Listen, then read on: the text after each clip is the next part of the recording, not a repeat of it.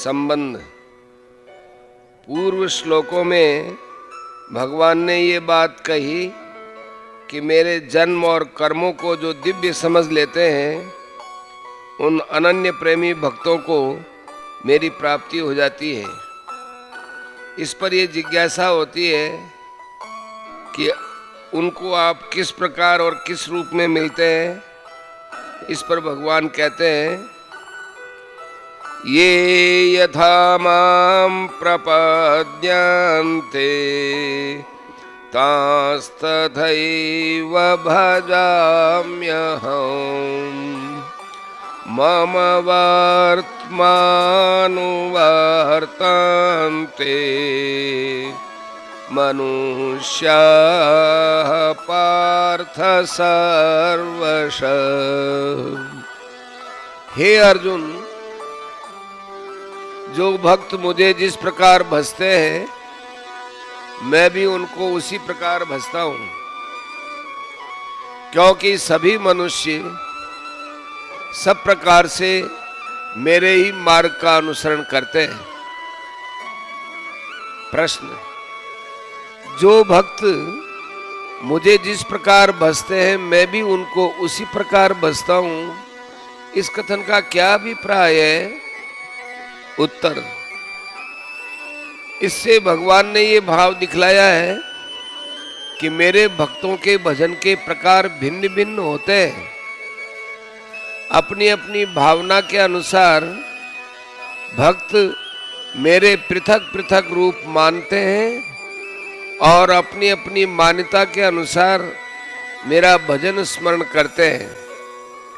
अतएव मैं भी उनको उनकी भावना के अनुसार उन रूपों में ही दर्शन देता हूँ। विष्णु रूप की उपासना करने वालों को विष्णु रूप में, राम रूप की उपासना करने वालों को राम रूप में, कृष्ण रूप की उपासना करने वालों को कृष्ण रूप में, शिव रूप की उपासना करने वालों को शिव रूप में, देवी रूप की उपासना करने वाले को देवी रूप में और निराकार सर्वव्यापी रूप की उपासना करने वालों को निराकार सर्वव्यापी रूप में मिलता हूँ। इसी प्रकार जो मत्स्य, कच्छप, नृसिंह, वामन आदि अन्यान्य रूपों की उपासना करते हैं उनको उन रूपों में दर्शन देकर उनका उद्धार कर देता हूँ। इसके अतिरिक्त वे जिस प्रकार जिस समय जिस भाव से मेरी उपासना करते हैं मैं उनके उस प्रकार और उस भाव का ही अनुसरण करता हूँ। जो मेरा चिंतन करता है उसका मैं चिंतन करता हूँ, जो मेरे लिए व्याकुल होता है उसके लिए मैं भी व्याकुल होता हूँ, जो मेरा वियोग सहन नहीं कर सकता मैं भी उसका वियोग सहन नहीं कर सकता, जो मुझे अपना सर्वस्व अर्पण कर देता है मैं भी उसे अपना सर्वस्व अर्पण कर देता हूँ, जो ग्वाल बालों की भांति मुझे अपना सखा मानकर मेरा भजन करते हैं उनके साथ मैं मित्र के जैसा व्यवहार करता हूँ, जो नंद यशोदा के भांति पुत्र मानकर मेरा भजन करते हैं उनके साथ पुत्र के जैसा बर्ताव करके उनका कल्याण करता हूँ। इसी प्रकार रुक्मिणी की तरह पति समझकर भजने वालों के साथ पति जैसा, हनुमान के भांति स्वामी समझकर भजने वालों के साथ स्वामी जैसा और गोपियों के भांति माधुर्य भाव से भजने वाले के साथ प्रियतम जैसा बर्ताव करके मैं उनका कल्याण करता हूँ और उनको दिव्य लीला रस का अनुभव कराता हूँ। प्रश्न, मनुष्य सब प्रकार से मेरे ही मार्ग का अनुसरण करते हैं, इस कथन का क्या भाव है? उत्तर, इससे भगवान ने ये भाव दिखलाया है कि लोग मेरा अनुसरण करते हैं, इसलिए यदि मैं इस प्रकार प्रेम और सौहार्द का बर्ताव करूंगा तो दूसरे लोग भी मेरी देखा देखी ऐसे ही निस्वार्थ भाव से एक दूसरे के साथ यथा योग्य प्रेम और सुहृदता का बर्ताव करेंगे। अतएव इस नीति का जगत में प्रचार करने के लिए भी ऐसा करना मेरा कर्तव्य है, क्योंकि जगत में धर्म की स्थापना करने के लिए ही मैंने अवतार धारण किया है। संबंध। यदि यह बात है तो फिर लोग भगवान को न भजकर अन्य देवताओं की उपासना क्यों करते हैं? इस पर कहते हैं, कांक्षन्तः कर्मणां सिद्धिं यजन्त इह देवता क्षिप्रं हि मानुषे लोके सिद्धिर्भवति कर्मजा। इस मनुष्य लोक में कर्मों के फल को चाहने वाले लोग देवताओं का पूजन किया करते हैं, क्योंकि उनको कर्मों से उत्पन्न होने वाली सिद्धि शीघ्र मिल जाती है। प्रश्न, यह मानुषे लोके का क्या अभिप्राय है? उत्तर, यज्ञादि कर्मों द्वारा इंद्रादि देवताओं की उपासना करने का अधिकार मनुष्य योनि में ही है, अन्य योनियों में नहीं। यह भाव दिखलाने के लिए यहाँ यह और मानुषे के सहित लोके पद का प्रयोग किया गया है। प्रश्न, कर्मों का फल चाहने वाले लोग देवताओं का पूजन किया करते हैं, क्योंकि उनकी कर्मों से उत्पन्न होने वाली सिद्धि शीघ्र मिल जाती है। इस वाक्य का क्या भाव है? उत्तर, इससे भगवान ने ये भाव दिखलाया है कि जिनकी सांसारिक भोगों में आसक्ति है, जो अपने किए हुए कर्मों का फल स्त्री, पुत्र, धन, मकान या मान बढ़ाई के रूप में प्राप्त करना चाहते हैं, उनका विवेक ज्ञान नाना प्रकार की भोग वासनाओं से ढका रहने के कारण वे मेरी उपासना न करके कामना पूर्ति के लिए इंद्रादि देवताओं की ही उपासना किया करते हैं, क्योंकि उन देवताओं का पूजन करने वाले को उनके कर्मों का फल तुरंत मिल जाता है। देवताओं का ये स्वभाव है कि वे प्राय इस बात को नहीं सोचते कि उपासक को अमुक वस्तु देने में उसका वास्तविक हित है या नहीं। वे देखते हैं कि कर्मानुष्ठान की विधिवत पूर्णता हो गई, सांगोपांग अनुष्ठान सिद्ध हो गया, तो फिर वे उसका फल जो उनके अधिकार में होता है और जो उस कर्मानुष्ठान के फल रूप में विहित है, दे ही देते। किंतु मैं ऐसा नहीं करता। मैं अपने भक्तों का वास्तविक हित अहित सोचकर उनकी भक्ति के फल की व्यवस्था करता हूँ।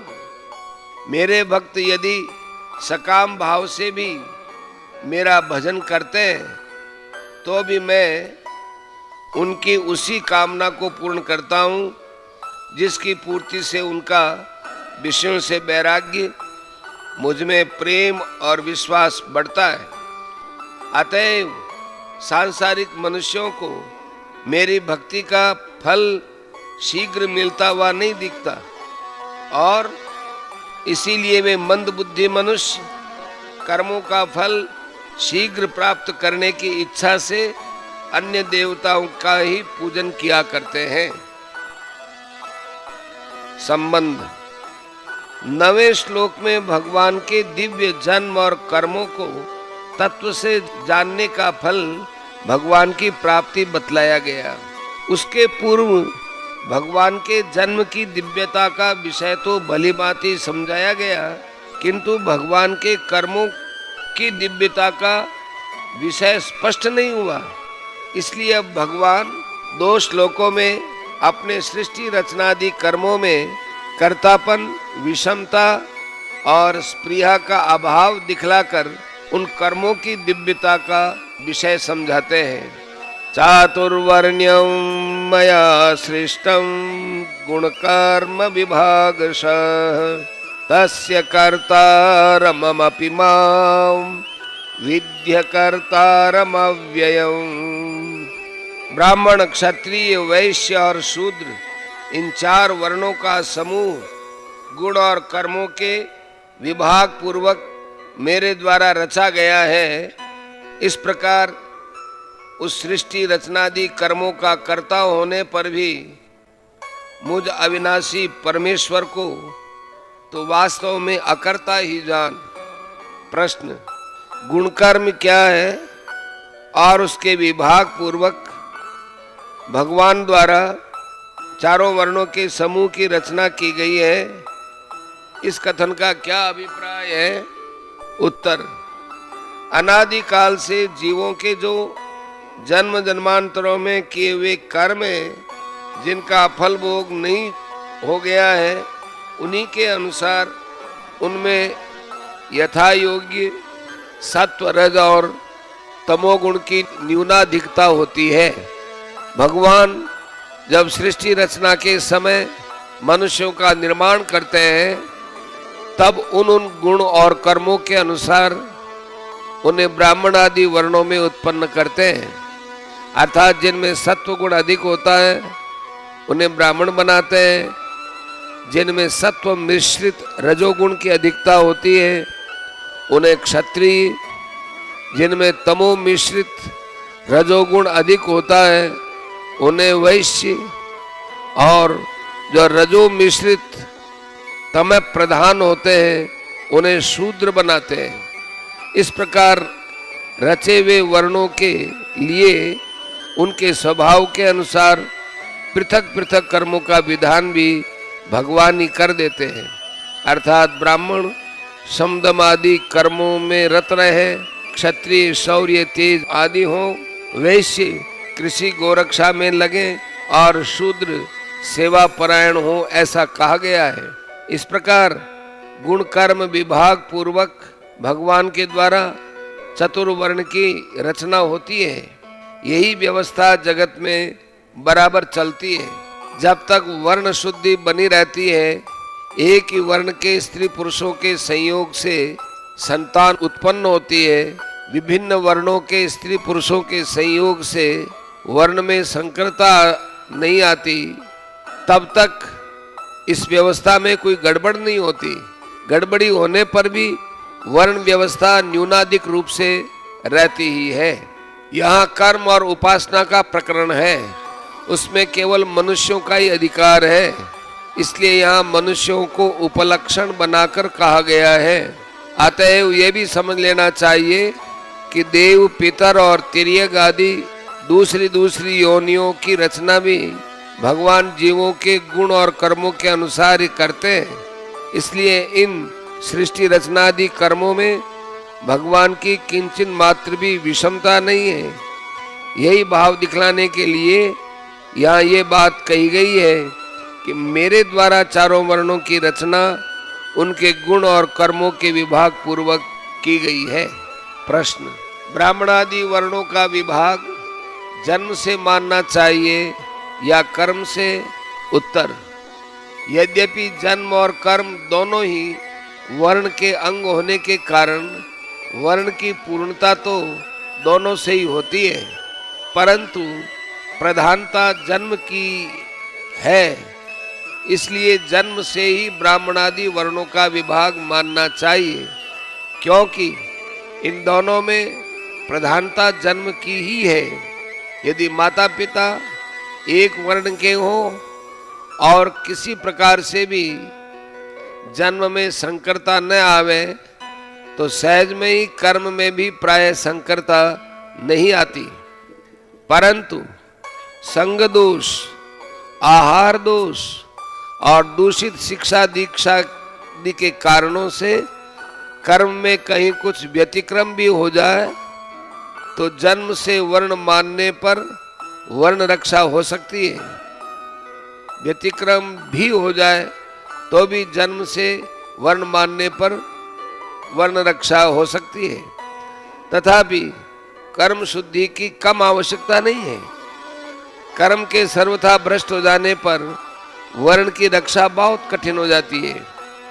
अतः जीविका और विवाह आदि व्यवहार के लिए तो जन्म की प्रधानता तथा कल्याण की प्राप्ति में कर्म की प्रधानता माननी चाहिए, क्योंकि जाति से ब्राह्मण होने पर भी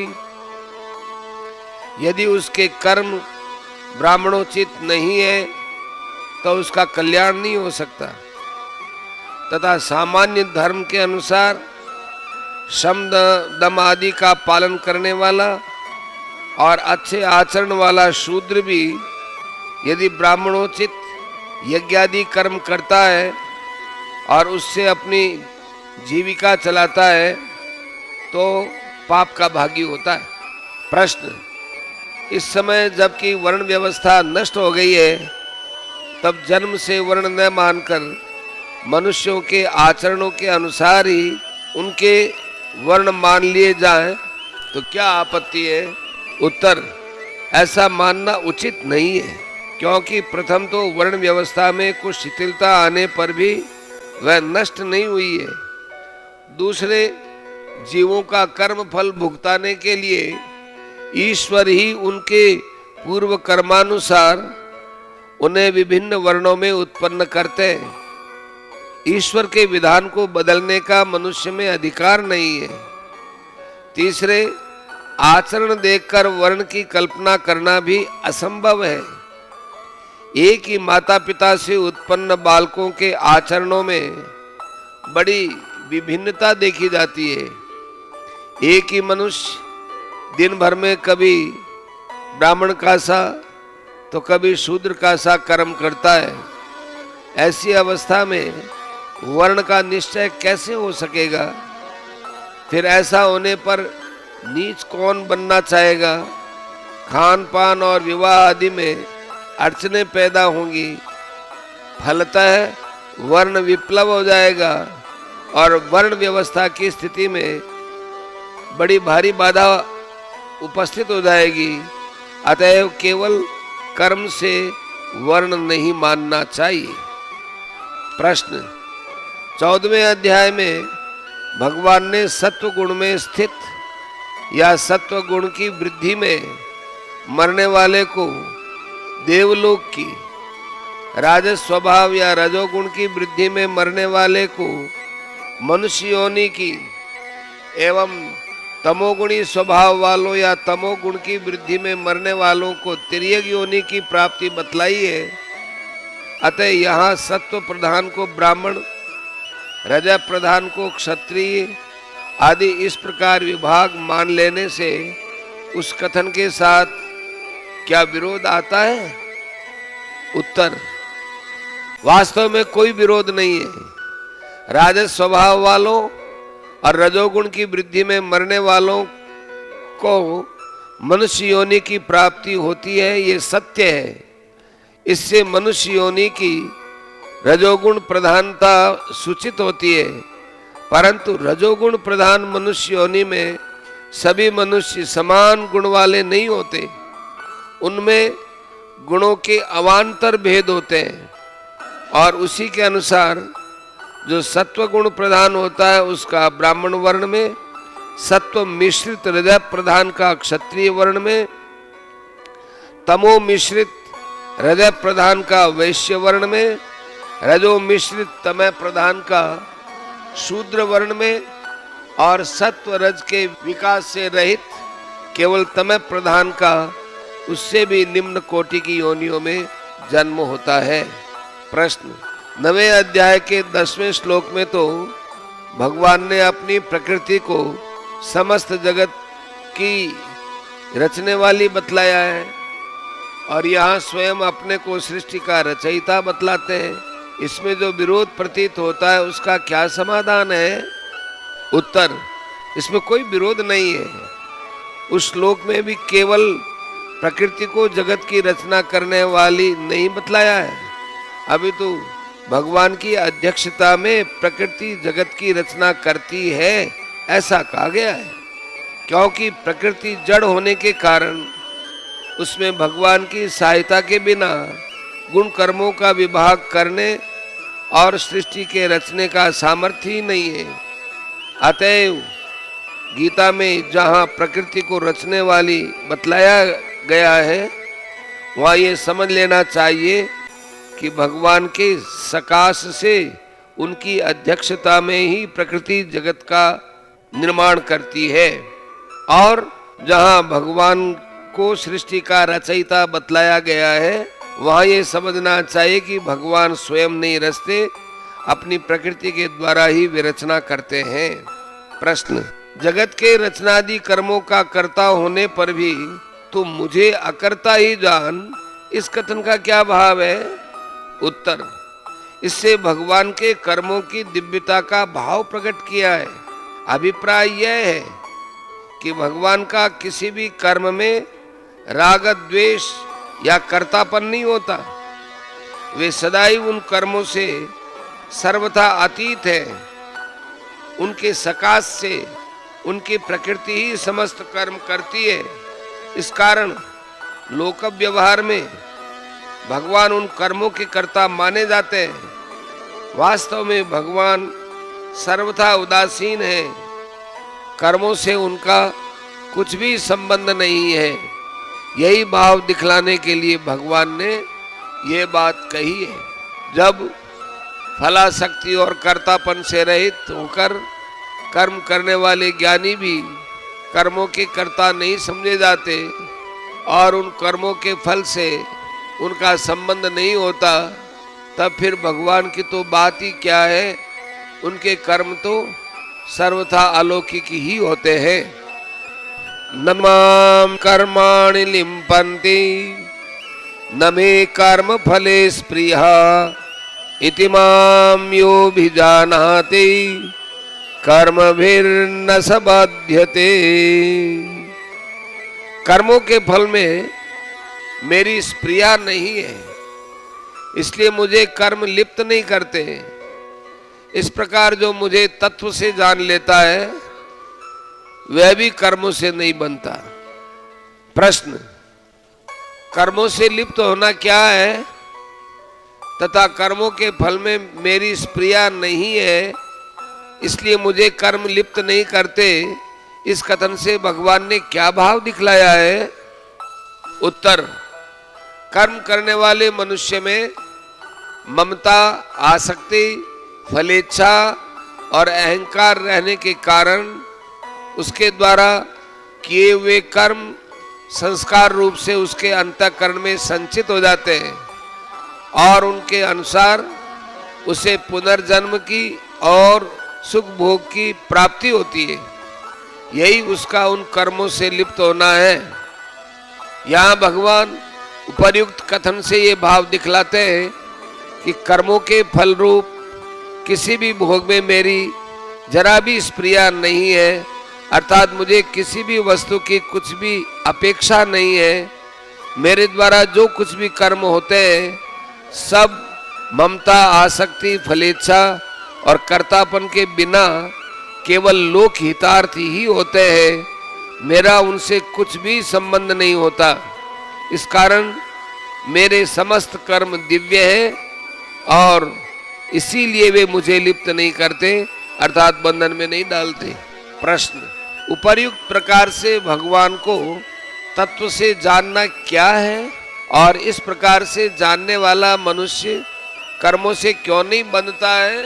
उत्तर, उपर्युक्त वर्णन के अनुसार जो ये समझ लेता है कि विश्व रचनादि समस्त कर्म करते हुए भी भगवान वास्तव में अकर्ता ही है, उन कर्मों से उनका कुछ भी संबंध नहीं है, उनके कर्मों में विषमता लेश मात्र भी नहीं है, कर्म फल में उनकी किंचन मात्र भी आसक्ति, ममता और कामना नहीं है, अतएव उनको वे कर्म बंधन में नहीं डाल सकते।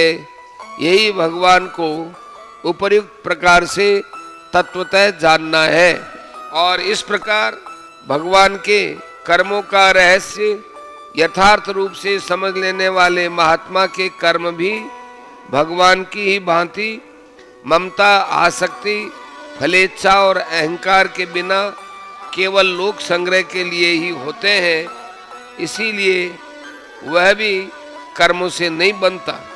अतएव ये समझना चाहिए कि जिन मनुष्यों की कर्मों में और उसके फलों में कामना, ममता और आसक्ति है, वे वस्तुतः भगवान के कर्मों की दिव्यता को जानते ही नहीं है। संबंध, इस प्रकार भगवान अपने कर्मों की दिव्यता और उसका तत्व जानने का महत्व बतलाकर अब मुमुक्षु पुरुषों के उदाहरण पूर्वक उसी प्रकार निष्काम भाव से कर्म करने के लिए अर्जुन को आज्ञा देते हैं।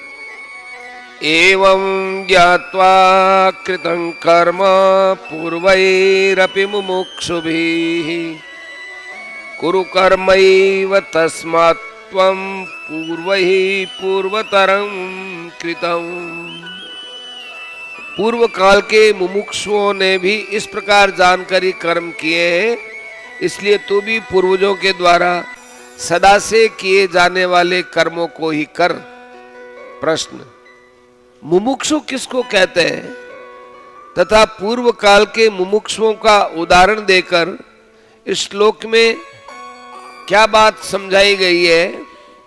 उत्तर, जो मनुष्य जन्म मरण रूप संसार बंधन से मुक्त होकर परमानंद स्वरूप परमात्मा को प्राप्त करना चाहता है, जो सांसारिक भोगों को दुखमय और क्षण भंगुर समझकर उनसे विरक्त हो गया है और जिसे इस लोक या परलोक के भोगों की इच्छा नहीं है, उसे मुमुक्षु कहते हैं। अर्जुन भी मुमुक्षु थे। वे कर्म बंधन के भय से स्वधर्म रूप कर्तव्य कर्म का त्याग करना चाहते थे। अतएव भगवान ने इस श्लोक में पूर्व काल के मुमुक्षुओं का उदाहरण देकर ये बात समझाई है कि कर्मों को छोड़ देने मात्र से मनुष्य उनके बंधन से मुक्त नहीं हो सकता। इसी कारण पूर्व काल के मुमुक्षुओं ने भी मेरे कर्मों की दिव्यता का तत्व समझकर मेरी ही भांति कर्मों में ममता, आसक्ति, फलेच्छा और अहंकार का त्याग करके निष्काम भाव से अपने अपने वर्णाश्रम के अनुसार उनका आचरण किया है। अतएव तुम भी यदि कर्म बंधन से मुक्त होना चाहते हो तो तुम्हें भी पूर्वज मुमुक्षुओं के भांति निष्काम भाव से स्वधर्म रूप कर्तव्य कर्म का पालन करना ही उचित है, उसका त्याग करना उचित नहीं है। संबंध, इस प्रकार अर्जुन को भगवान ने निष्काम भाव से कर्म करने की आज्ञा दी, किंतु कर्म अकर्म का तत्व समझे बिना मनुष्य निष्काम भाव से कर्म नहीं कर सकता। इसलिए भगवान ममता, आसक्ति, फलेच्छा और अहंकार के बिना किए जाने वाले दिव्य कर्मों का तत्व भलीभांति समझाने के लिए कर्म तत्व की दुर्विज्ञता और उसके जानने का महत्व प्रकट करते हुए उसे कहने की प्रतिज्ञा करते हैं। किं कर्म किम अकर्मेति कवयोप्यत्र मोहिताः तत्ते कर्म प्रवक्ष्यामि यज्ञात्वा मोक्षसे शुभात्। कर्म क्या है और अकर्म क्या है, इस प्रकार इसका निर्णय करने में बुद्धिमान पुरुष भी मोहित हो जाते हैं। इसलिए वह कर्म तत्व मैं तुझे भलीभांति समझाकर कहूँगा, जिसे जानकर तू अशुभ से अर्थात कर्म बंधन से मुक्त हो जाएगा। प्रश्न, यहाँ कवये पद किन पुरुषों का वाचक है और उनका कर्म अकर्म के निर्णय में मोहित हो जाना क्या है तथा इस वाक्य में अपिपद के प्रयोग का क्या अभिप्राय है? उत्तर, यहाँ कवये पद शास्त्रों को जानने वाले बुद्धिमान पुरुषों का वाचक है।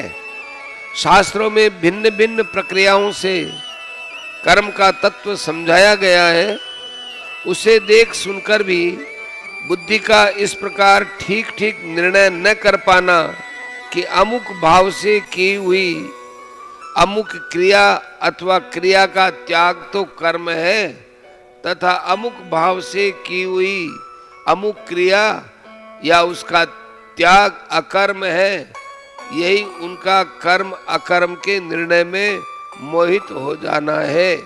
इस वाक्य में अपि पद का प्रयोग करके ये भाव दिखलाया गया है कि जब बड़े बड़े बुद्धिमान भी इस विषय में मोहित हो जाते हैं, ठीक ठीक निर्णय नहीं कर पाते, तब साधारण मनुष्यों की तो बात ही क्या है। अतः कर्मों का तत्व बड़ा ही दुर्विज्ञेय है।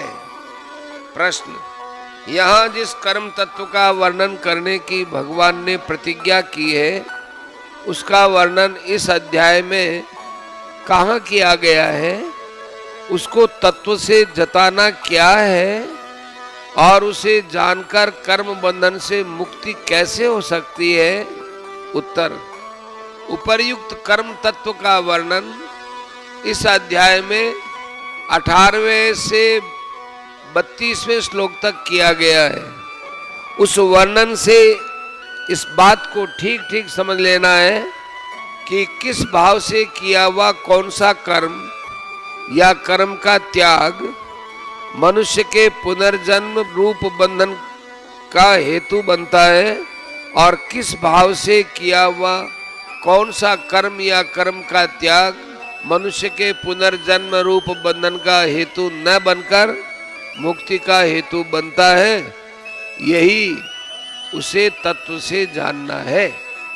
इस तत्व को समझने वाले मनुष्य द्वारा कोई भी ऐसा कर्म या कर्म का त्याग नहीं किया जा सकता जो कि बंधन का हेतु बन सके। उसके सभी कर्तव्य कर्म ममता, आसक्ति, फलेच्छा और अहंकार के बिना केवल भगवदर्थ या लोक संग्रह के लिए ही होते हैं। इस कारण उपर्युक्त कर्म तत्व को जानकर मनुष्य कर्म बंधन से मुक्त हो जाता है। संबंध, यहाँ स्वभावतः मनुष्य मान सकता है कि शास्त्र विहित करने योग्य कर्मों का नाम कर्म है और क्रियाओं का स्वरूप से त्याग कर देना ही अकर्म है। इसमें मोहित होने की कौन सी बात है और इन्हें जानना फिर क्या रह गया। किंतु इतना जान लेने मात्र से ही वास्तविक कर्म अकर्म का निर्णय नहीं हो सकता। कर्मों के तत्व को भलीभांति समझने की आवश्यकता है। इस भाव को प्रकट करने के लिए भगवान कहते हैं, कर्मणो ह्यपि बोद्धव्यम बोद्धव्यं च विकर्मणः अकर्मणश्च बोद्धव्यं गहना कर्मणो गति। कर्म का स्वरूप भी जानना चाहिए और अकर्म का स्वरूप भी जानना चाहिए तथा विकर्म का स्वरूप भी जानना चाहिए, क्योंकि कर्म की गति गहन है। प्रश्न, कर्म का स्वरूप भी जानना चाहिए, इस कथन का क्या भाव है। उत्तर, इससे भगवान ने ये भाव दिखलाया है कि साधारणतः मनुष्य यही जानते हैं कि शास्त्र विहित कर्तव्य कर्मों का नाम कर्म है, किंतु इतना जान लेने मात्र से कर्म का स्वरूप नहीं जाना जा सकता, क्योंकि उसके आचरण में भाव का भेद होने से उसके स्वरूप में भेद हो जाता है। अतः किस भाव से किस प्रकार की हुई कौन सी क्रिया का नाम कर्म है एवं किस स्थिति में किस मनुष्य को कौन सा शास्त्र विहित कर्म किस प्रकार करना चाहिए, इस बात को शास्त्र के ज्ञाता तत्वज्ञ महापुरुष ही ठीक ठीक जानते हैं। अतएव अपने अधिकार के अनुसार वर्णाश्रमोचित कर्तव्य कर्मों को आचरण में लाने के लिए तत्ववेत्ता महापुरुषों द्वारा उन कर्मों को समझना चाहिए और उनकी प्रेरणा और आज्ञा के अनुसार उनका आचरण करना चाहिए। प्रश्न, अकर्म का स्वरूप भी जानना चाहिए, इस कथन का क्या अभिप्राय है। उत्तर, इससे भगवान ने ये भाव दिखलाया है कि साधारणतः मनुष्य यही समझते हैं कि मन, वाणी और शरीर द्वारा की जाने वाली क्रियाओं का स्वरूप से त्याग कर देना ही अकर्म यानी कर्मों से रहित होना है, किंतु इतना समझ लेने मात्र से अकर्म का वास्तविक स्वरूप नहीं जाना जा सकता, क्योंकि भाव के भेद से इस प्रकार का अकर्म भी कर्म या विकर्म के रूप में बदल जाता है, और जिसको लोग कर्म समझते हैं वे भी अकर्म या विकर्म हो जाता है। अतः किस भाव से किस प्रकार की हुई कौन सी क्रिया या उसके त्याग का नाम अकर्म है, एवं किस स्थिति में किस मनुष्य को किस प्रकार उसका आचरण करना चाहिए, इस बात को तत्वज्ञानी महापुरुष ही ठीक ठीक जान सकते हैं। अतएव कर्म बंधन से मुक्त होने की इच्छा से मनुष्यों को उन महापुरुषों से इस अकर्म का स्वरूप भी भली भांति समझकर उनके कथनानुसार साधन करना चाहिए। प्रश्न, विकर्म का स्वरूप भी जानना चाहिए, इस कथन का क्या भाव है? उत्तर, इससे भगवान ने ये भाव दिखलाया है कि साधारणतः झूठ, कपट, चोरी, व्यभिचार, हिंसा आदि पाप कर्मों का नाम ही विकर्म है, यह प्रसिद्ध है। पर इतना जान लेने मात्र से विकर्म का स्वरूप यथार्थ नहीं जाना जा सकता, क्योंकि शास्त्र के तत्व को न जानने वाले अज्ञानी पुण्य को भी पाप मान लेते हैं और पाप को भी पुण्य मान लेते हैं। वर्ण, आश्रम और अधिकार के भेद से जो कर्म एक के लिए विहित होने से कर्तव्य है, वही दूसरे के लिए निषिद्ध होने से विकर्म यानी पाप हो जाता है। जैसे सब वर्णों की सेवा करके जीविका चलाना शूद्र के लिए विहित कर्म है, किंतु वही ब्राह्मण के लिए निषिद्ध कर्म है। जैसे दान लेकर, वेद पढ़ाकर और यज्ञ कराकर जीविका चलाना ब्राह्मण के लिए कर्तव्य कर्म है, किंतु दूसरे वर्णों के लिए पाप है। जैसे गृहस्थ के लिए न्यायोपार्जित द्रव्य संग्रह करना और ऋतु काल में स्वस्त्री गमन करना धर्म है, किंतु सन्यासी के लिए कंचन और कामनी का दर्शन स्पर्श करना भी पाप है। अतः झूठ, कपट, चोरी, व्यभिचार, हिंसा आदि जो सर्वसाधारण के लिए निषिद्ध है तथा अधिकार भेद से जो भिन्न भिन्न व्यक्तियों के लिए निषिद्ध है, उन सब का त्याग करने के लिए विकर्म के स्वरूप को भली भांति समझना चाहिए। उसका स्वरूप भी तत्ववेत्ता पुरुष ही ठीक ठीक बतला सकते हैं। प्रश्न, कर्म की गति गहन है, इस कथन का तथा ही अव्यय के प्रयोग का क्या भाव है? उत्तर, ही अव्यय पद यहाँ हेतुवाचक है, उसका प्रयोग करके उपर्युक्त वाक्य से भगवान ने ये भाव दिखलाया है कि कर्म का तत्व बड़ा ही गहन है। कर्म क्या है, अकर्म क्या है, विकर्म क्या है, इसका निर्णय हर एक मनुष्य नहीं कर सकता।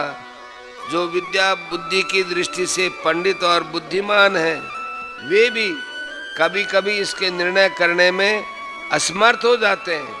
अतः कर्म के तत्व को भलीभांति समझ लेने वाले महापुरुषों से इसका तत्व समझना आवश्यक है।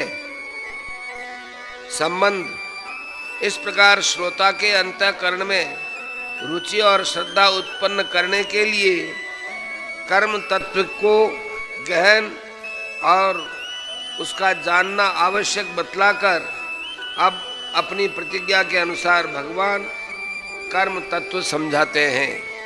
कर्मण्य कर्म यः पश्येद कर्मणि च कर्म यः स बुद्धिमान मनुष्येषु स युक्तः कृष्ण कर्म कृत। जो मनुष्य कर्म में अकर्म देखता है और अकर्म में कर्म देखता है, वह मनुष्यों में बुद्धिमान है और वह योगी समस्त कर्मों को करने वाला है। प्रश्न, कर्म में अकर्म देखना क्या है तथा इस प्रकार देखने वाला मनुष्यों में बुद्धिमान, योगी और समस्त कर्म करने वाला कैसे है? उत्तर: लोक प्रसिद्धि में मन, बुद्धि, इंद्रिय और शरीर के व्यापार मात्र का नाम कर्म है।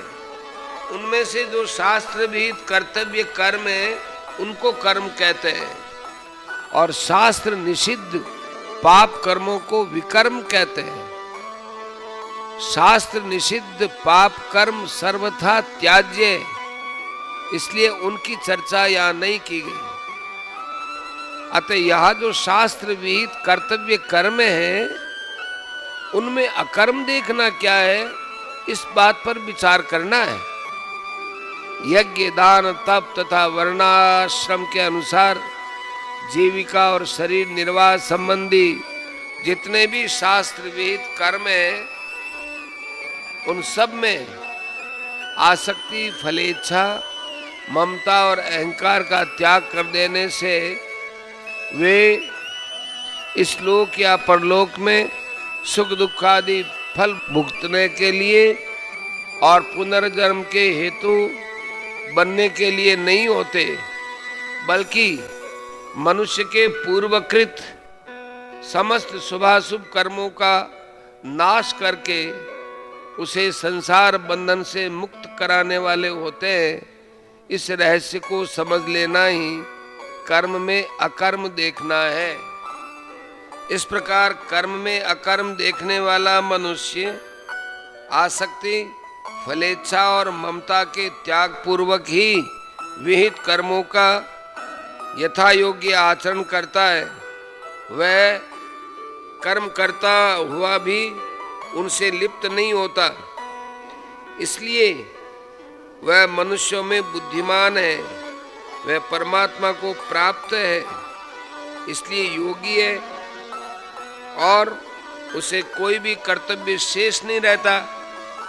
वो कृतकृत्य हो गया है, इसलिए वह समस्त कर्मों को करने वाला है।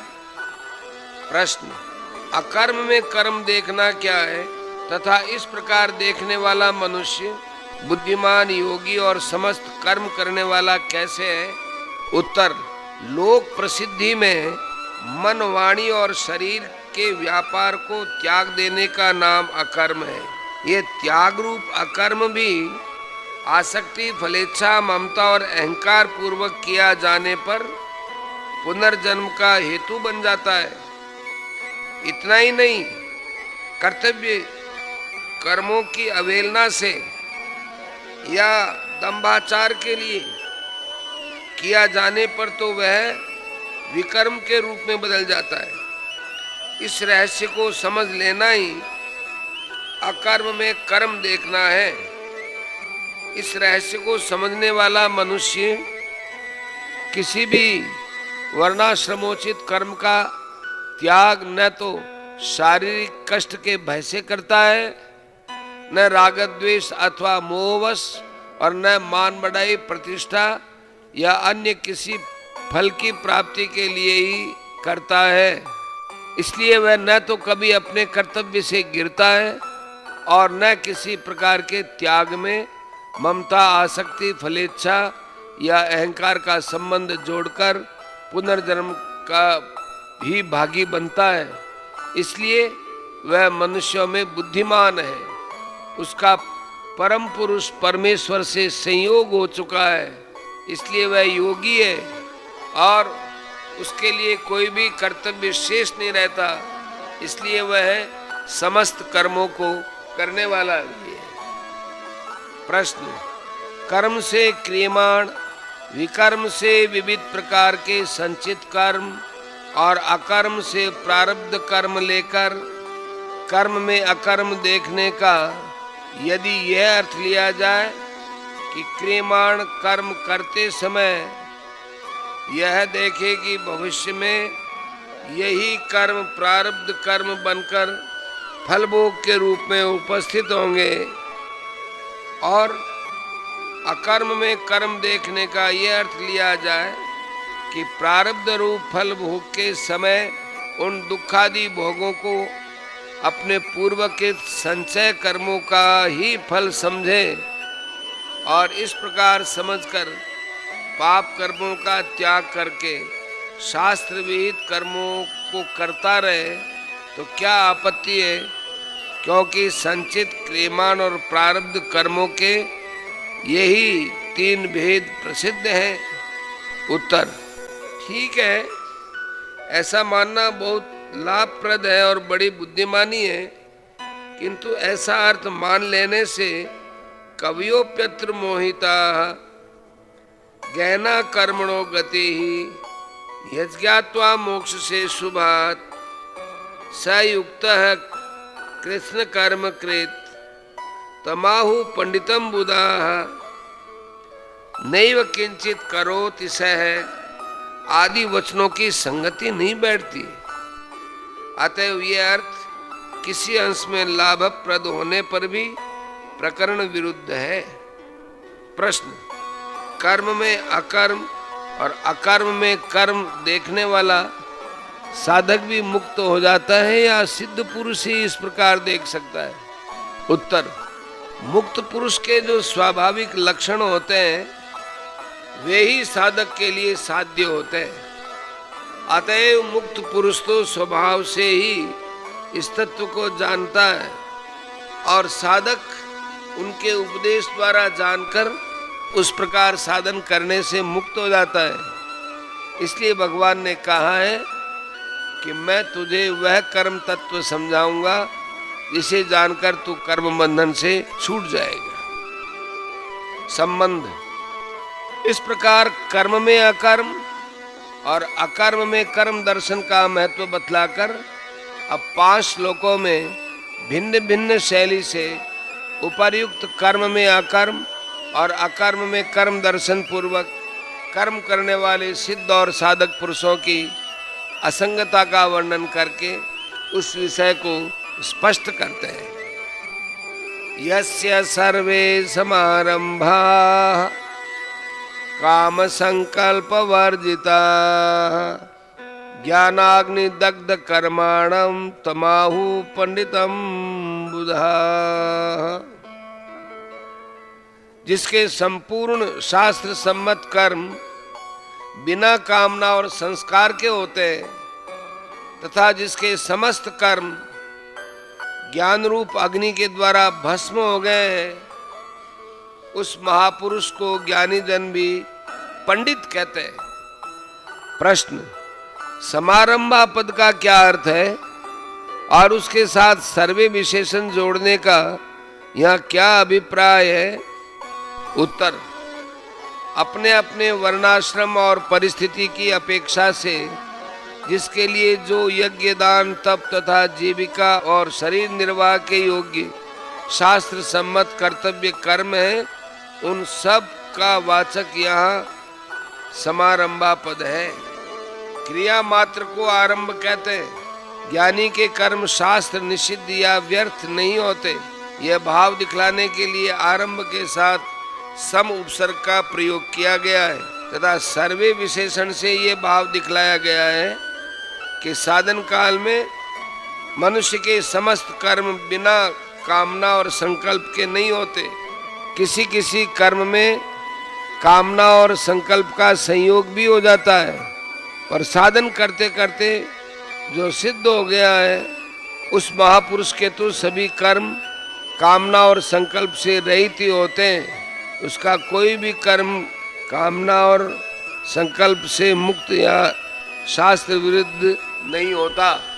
प्रश्न: काम संकल्प वर्जिता, इस पद में आए हुए काम और संकल्प शब्दों का क्या अर्थ है तथा इनसे रहित कर्म कौन से हैं?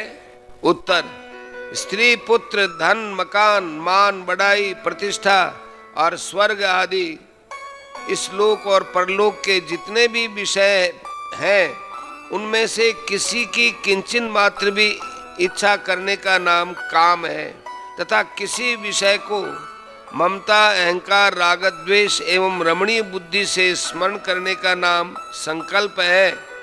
कामना संकल्प का कार्य है और संकल्प उसका कारण है। विषयों का स्मरण करने से ही उनमें आसक्ति होकर कामना की उत्पत्ति होती है। जिन कर्मों में किसी वस्तु के संयोग वियोग की किंचन मात्र भी कामना नहीं है, जिनमें ममता, अहंकार और आसक्ति का सर्वथा अभाव है और जो केवल लोक संग्रह के लिए चेष्टा मात्र किए जाते हैं, वे सब कर्म काम और संकल्प से रहित हैं। प्रश्न: उपर्युक्त पद में आए हुए संकल्प शब्द का अर्थ यदि स्फुरना मात्र लिया जाए तो क्या हानि है? उत्तर: कोई भी कर्म बिना स्फुरना के नहीं हो सकता। पहले स्फुरना होकर ही मन, वाणी और शरीर द्वारा कर्म किए जाते हैं। अन्य कर्मों की तो बात ही क्या है, बिना स्फुरना के खाना पीना और चलना फिरना आदि शरीर निर्वाह के कर्म भी नहीं हो सकते। फिर इस श्लोक में समारंभा पद से बतलाए हुए शास्त्र विहित कर्म होंगे ही कैसे? अतएव यहाँ संकल्प का अर्थ स्फुरना मात्र मानना उचित प्रतीत नहीं होता। प्रश्न: ज्ञानाग्नि दग्ध कर्माणम पद में ज्ञानाग्नि शब्द का क्या अभिप्राय है? ये ज्ञानाग्नि शब्द किसका वाचक है और उसके द्वारा कर्मों का दग्ध हो जाना क्या है? उत्तर: किसी भी साधन के अनुष्ठान से उत्पन्न परमात्मा के यथार्थ ज्ञान का वाचक यहाँ ज्ञानाग्नि शब्द है। जैसे अग्नि ईंधन को भस्म कर डालता है, वैसे ही ज्ञान भी समस्त कर्मों को भस्म कर देता है। इस प्रकार अग्नि की उपमा देने के लिए उसे यहाँ ज्ञानाग्नि नाम दिया गया है। जैसे अग्नि द्वारा भुने हुए बीज केवल नाम मात्र के ही बीज रह जाते हैं, उनमें अंकुरित होने की शक्ति नहीं रहती, उसी प्रकार ज्ञान रूप अग्नि के द्वारा जो समस्त कर्मों में फल उत्पन्न करने की शक्ति का सर्वथा नष्ट हो जाना है, यही उन कर्मों का ज्ञान रूप अग्नि से भस्म हो जाना है। प्रश्न: या बुधा पद किनका वाचक है? और उपर्युक्त प्रकार से जो ज्ञानाग्नि दग्ध कर्मा हो गया है उसे वे पंडित कहते हैं, इस कथन का क्या अभिप्राय है? उत्तर: बुधा पद यहाँ तत्वज्ञानी महात्माओं का वाचक है और उपर्युक्त पुरुष को वे पंडित कहते हैं। इस कथन से उपर्युक्त सिद्ध योग की विशेष प्रशंसा की गई है। अभिप्राय यह है कि कर्मों में ममता, आसक्ति, अहंकार और उनसे अपना किसी प्रकार का कोई प्रयोजन न रहने पर भी उनका स्वरूपतः त्याग न करके लोक संग्रह के लिए समस्त शास्त्र विहित कर्मों को विधि पूर्वक भलीभांति करते रहना बहुत ही धीरता, वीरता, गंभीरता और बुद्धिमत्ता का काम है। इसलिए ज्ञानी लोग उसे पंडित अर्थात तत्वज्ञानी महात्मा कहते हैं। त्यक्त्वा कर्म फला संगम नित्य तृप्तो निराश्रय कर्मण्यभिप्रवृत्तोऽपि नैव किंचित करोति सः। जो पुरुष समस्त कर्मों में और उनके फल में आसक्ति का सर्वथा त्याग करके संसार के आश्रय से रहित हो गया है और परमात्मा में नित्य तृप्त है, वह कर्मों में भलीभांति बरता हुआ भी वास्तव में कुछ भी नहीं करता। प्रश्न: समस्त कर्मों में और उनके फल में आसक्ति का सर्वथा त्याग करना क्या है? उत्तर: यज्ञ, दान और तप तथा जीविका और शरीर निर्वाह के जितने भी शास्त्र विहित कर्म हैं, उनमें जो मनुष्य की स्वाभाविक आसक्ति होती है, जिसके कारण वह उन कर्मों को किए बिना नहीं रह सकता और कर्म करते समय उनमें इतना संलग्न हो जाता है कि ईश्वर की स्मृति या अन्य किसी प्रकार का ज्ञान तक नहीं रहता। ऐसी आसक्ति से रहित हो जाना, किसी भी कर्म में मन का तनिक भी आसक्त न होना, कर्मों में आसक्ति का सर्वथा त्याग कर देना और उन कर्मों से प्राप्त होने वाले इस लोक या परलोक के जितने भी भोग हैं उन सब में जरा भी ममता, आसक्ति और कामना न करना, न रहना, कर्मों के फल में आसक्ति का त्याग कर देना है। प्रश्न: इस प्रकार आसक्ति का त्याग करके निराश्रय और नित्य तृप्त होना क्या है? उत्तर: आसक्ति का सर्वथा त्याग करके शरीर में अहंकार और ममता से सर्वथा रहित हो जाना और किसी भी सांसारिक वस्तु के तथा मनुष्य के आश्रित न होना, अर्थात अमुक वस्तु या मनुष्य से ही मेरा निर्वाह होता है, यही मेरा आधार है, इसके बिना काम नहीं चल सकता, इस प्रकार के भावों का सर्वथा अभाव हो जाना ही निराश्रय हो जाना है। ऐसा होने पर मनुष्य को किसी भी सांसारिक पदार्थ की किंचन मात्र भी आवश्यकता नहीं रहती है, वह पूर्ण काम हो जाता है। उसे परमानंद स्वरूप परमात्मा की प्राप्ति हो जाने के कारण वह निरंतर आनंद में मग्न रहता है। उसकी स्थिति में किसी भी घटना से कभी जरा भी अंतर नहीं पड़ता, यही उसका नित्य तृप्त हो जाना है। प्रश्न: कर्मणि अभिप्रवृत्त है अपि न एव किंचित करोति सः, इस वाक्य में अभि उपसर्ग तथा अपि और एव अव्ययों के प्रयोग का क्या अभिप्राय है? उत्तर: अभि उपसर्ग से ये बात दिखलाई गई है कि ऐसा मनुष्य भी अपने वर्णाश्रम के अनुसार शास्त्रविद सब प्रकार के कर्म भली भांति सावधानी और विवेक के सहित विस्तार पूर्वक कर सकता है। अपि अव्यय से ये भाव दिखलाया गया है कि ममता, अहंकार और फलासक्ति युक्त मनुष्य तो कर्मों का स्वरूप से त्याग करके भी कर्म बंधन से मुक्त नहीं हो सकता और यह नित्य तृप्त पुरुष समस्त कर्मों को करता हुआ भी उनके बंधन में नहीं पड़ता, तथा एव अव्यय से ये भाव दिखलाया है कि उन कर्मों से उसका जरा भी संबंध नहीं रहता, अतः वह समस्त कर्म करता हुआ भी वास्तव में अकर्ता ही बना रहता है। इस प्रकार यह बात स्पष्ट कर दी जाती है कि कर्म में अकर्म और अकर्म में कर्म देखने वाले मुक्त पुरुष के लिए उसके पूर्ण काम हो जाने के कारण कोई भी कर्तव्य शेष नहीं रहता। उसे किसी भी वस्तु की किसी रूप में भी आवश्यकता नहीं रहती, अतः वे जो कुछ कर्म करता है वह किसी क्रिया से उपरत हो जाता है। सब शास्त्र सम्मत और बिना आसक्ति के केवल लोक हितार्थी कर्म करता है, उसके लिए उसके कर्म वास्तव में कर्म नहीं होते।